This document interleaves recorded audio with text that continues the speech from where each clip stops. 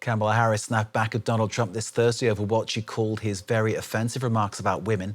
Returning reproductive rights to the fore, the rivals take their knife-edge White House race to western battleground states, both holding rallies in Nevada this Thursday, one of the 7 swing states that will decide the fate of the United States presidency. Harris will have the support of the pop star J-Lo, aka Jennifer Lopez.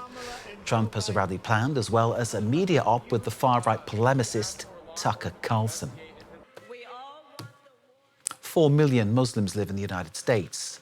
Their votes could well prove decisive in some of these swing states. There is a big issue on their minds: the fate of their fellow Muslims in the Gaza Strip.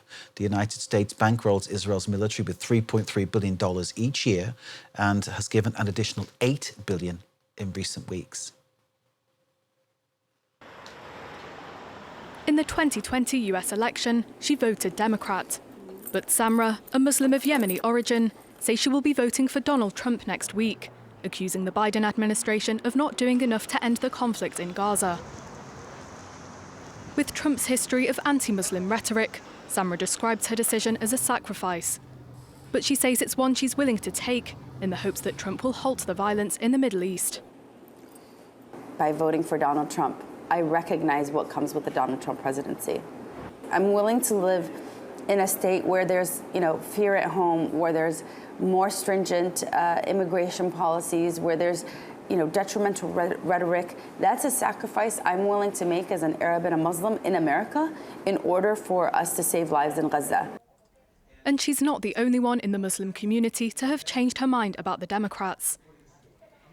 Inia, who lives in Detroit, also says she will not be voting for Harris. Why would I vote for her? I voted for her and Biden 4 years ago.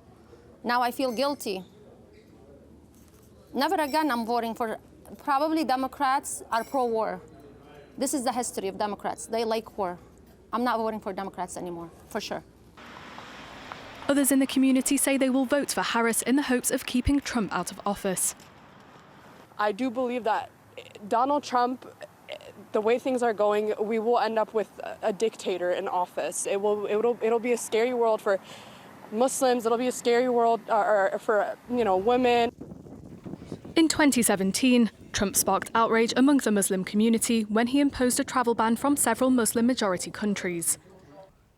According to plans drawn up by his top immigration advisor, Trump may reimpose the ban if he becomes president. It comes at a time when he seems to be trying to appeal to Arab American and Muslim voters, inviting several Muslim leaders on stage with him at a campaign rally last week. Let's bring in Ian Reifowitz, Distinguished Professor at SUNY-Empire State University in New York. Thank you, sir, for being with us. Hope you're well. How important is the Muslim vote in this election? Well, it's going to be such a close election that any community is important. Muslim Americans represent approximately 1 to 2% of the population, but they do play a large role, or a larger role, in Michigan, where they are disproportionately concentrated. We did see a Muslim mayor of a relatively small city, Hamimtrak, come out in favor of Trump, so their vote does matter. Numerically, it's not a huge community. For example, if you want to talk about the sides, and I hate to use those words, of what's going on in the Middle East, but the Jewish American community is about 3% of the population. And there's a real question about whether you're going to see some erosion there. The polling doesn't suggest you're going to see much of an erosion there over, for example, let's say Kamala Harris being seen as too supportive or not condemning strongly enough some of the more extreme campus protests against Israel. In some ways, Harris is sort of caught between a rock and a hard place on this issue. Indeed. If you examine the intentions of both parties, there seems to be very little difference in how they view the situation with Israel. Both obviously saying Israel has the right to defend itself, but clearly more indication from the Democrats that they would like to see what is happening stop. Right. Well, Donald Trump said recently that his main policy would be to, quote, let Israel finish the job, which doesn't sound like that he would put any constraints at all on Israel. Not that, there's been tremendous constraints put on Israel by the Biden administration, but behind the scenes, they have certainly tried to get Netanyahu, the prime minister of Israel, to take fewer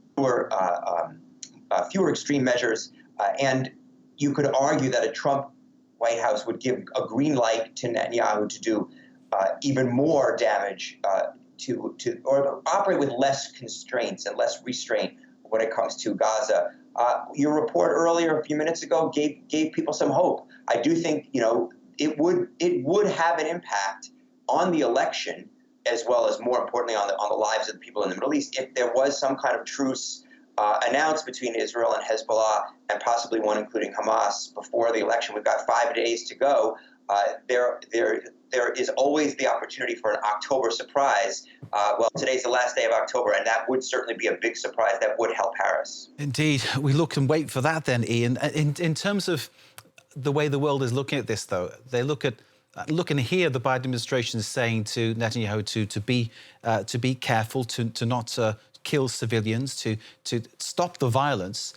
In a sense, the Biden administration has talked the talk, but clearly it's had very little impact on Netanyahu, very little impact on Israel, because funding has been increased in recent weeks, and an additional $8 billion given to Israel to help its military carry out what is happening on the ground right now. In terms of how Muslims are looking at this, though, one can only imagine that they feel they've got no friend in either party. Yes, you can certainly understand that. There was a push a few weeks ago where the Israeli government was told by the Biden administration, listen, you've got to get more aid into Gaza or else. And apparently, that worked, and more aid did flow into Gaza. So it's a question of better or worse, even if the better option may not be seen as the best option for Muslim Americans. They are in a very difficult situation. They are watching people that they care about suffer. Certainly Jewish Americans have seen that as well in Israel. It's not an easy decision, certainly for anybody, but one can look at the statement by Trump that he would let Israel finish the job. And I think if there's some daylight between the Biden and Trump, or the Biden-Harris and Trump approaches, I think it's that. Ian, what about other minorities in this election? Is there any other particular minority that you feel might have a say, might have an important voice? I suppose all voices are important, but you know what I'm getting at. Is there one area we should be looking for? Right. Numerically speaking, Indian Americans have been a Democratic group. They might come out even more strongly, given that Kamala Harris does come from an Indian background. Her mother was an Indian immigrant to the United States. They are very important. Certainly, the largest groups among non-white Americans are Black and Latino Americans. There has been questions as to whether Harris will do as well as Biden did. Some polls, including a very well-publicized New York Times poll, showed her running behind Biden. However, more recently, an ABC News poll has showed her, even with Black and Latino men, who were seen as a particularly a likely group to run to support her less than they did Biden, they're actually supporting her more than they did Biden.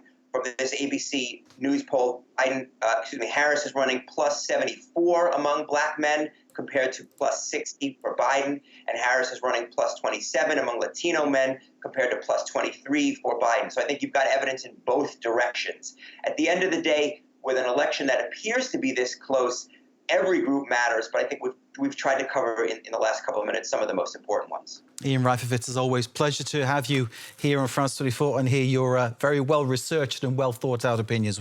And based on research, of course, we must add. Professor Ian Reifowitz, Distinguished Professor at SUNY-Empire State University. Thank you for joining us here on France 24. Great to see you, sir.